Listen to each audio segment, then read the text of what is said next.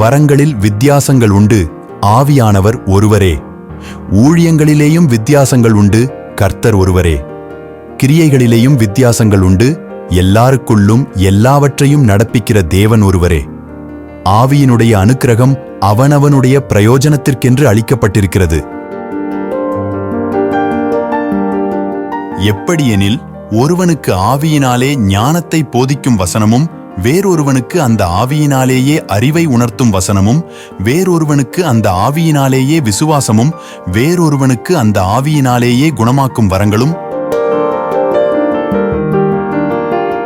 வேறொருவனுக்கு அற்புதங்களைச் செய்யும் சக்தியும், வேறொருவனுக்கு தீர்க்க தரிசனம் உரைத்தலும், வேறொருவனுக்கு ஆவிகளை பகுத்தறிதலும், வேறொருவனுக்கு பற்பல பாஷைகளை பேசுதலும், வேறொருவனுக்கு பாஷைகளை வியாக்கியானம் பண்ணுதலும் அளிக்கப்படுகிறது. இவைகளையெல்லாம் அந்த ஒரே ஆவியானவர் நடப்பித்து தமது சித்தத்தின்படியே அவனவனுக்கு பகிர்ந்து கொடுக்கிறார்.